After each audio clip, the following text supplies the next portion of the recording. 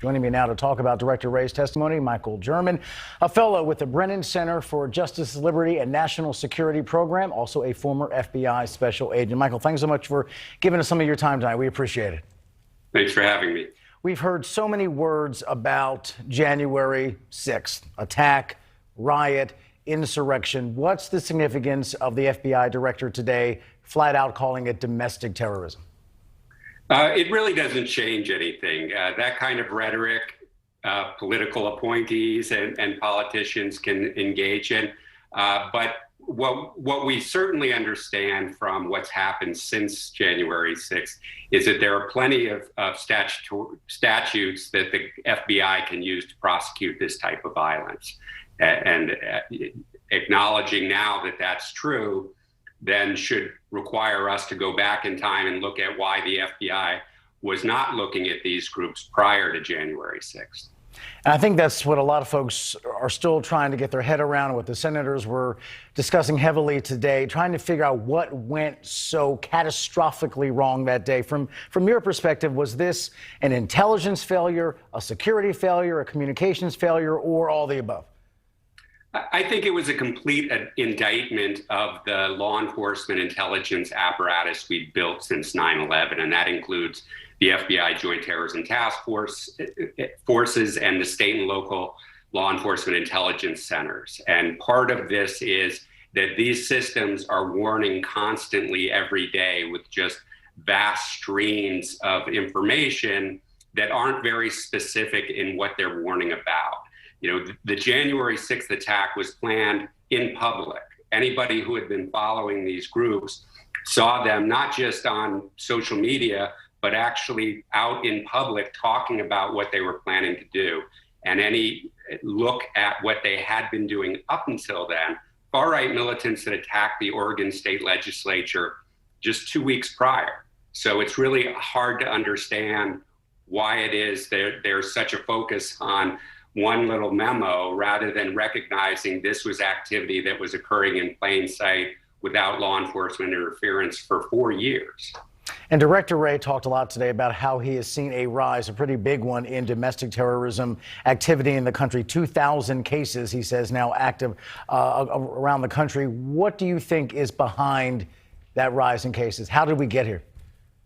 So the number of cases in and of itself is not really a very useful statistic. And in fact, Congress required the FBI to produce much more detailed information about its domestic terrorism program, both the number of attacks and fatalities coming from each of the groups it categorizes and the number of investigations and indictments. And that would allow Congress to look at how those resources are being used.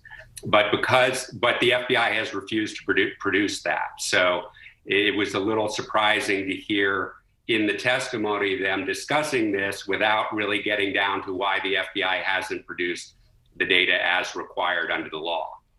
Understood.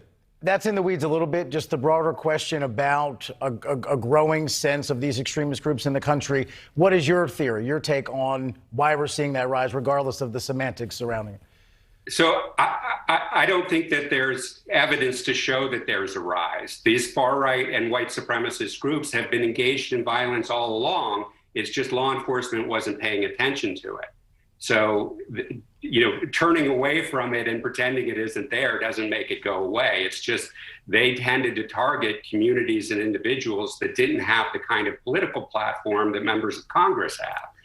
As I said, they had attacked the Oregon State Legislature just 2 weeks prior. So it's not as if this activity wasn't happening. It was just that the FBI was not investigating it.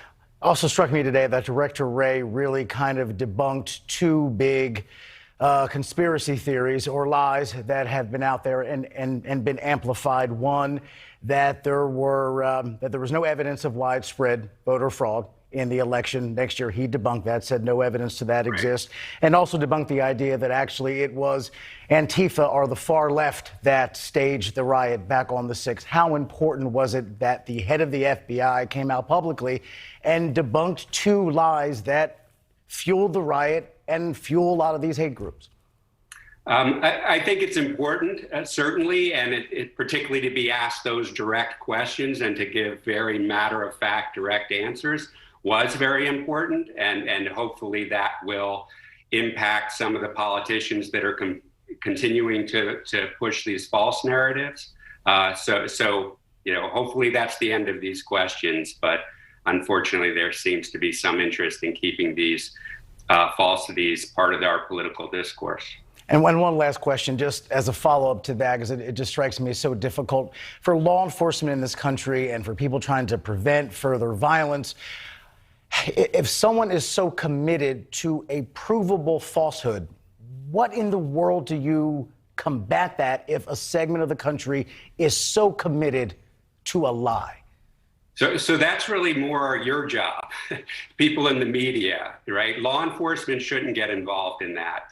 What law enforcement needs to focus on is the much smaller number of people who actually engage in violence. And I think that's part of where the conversation has gone wrong here, where Director Wray was talking about social media monitoring and these other efforts they were trying to make to try to determine who among the tens of thousands or millions of people who are saying bad things online might actually do something bad. Instead, they should focus on the people who are doing bad things, the people who are engaging in violence. And there's plenty of that that's not been focused on, that the FBI and other law enforcement agencies can turn their attention to.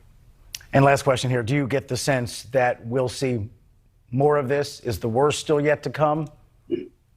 Again, since we don't have consistent data produced by a government agency like the FBI, it's hard to know what is just more attention to a matter rather than an increase in the actual activity. But these groups these far-right white supremacist militant groups have been consistently violent for decades. So, what we have to do is make sure that our law enforcement agencies are looking at that violence and investigating that organized criminal activity in a way that actually might impact it.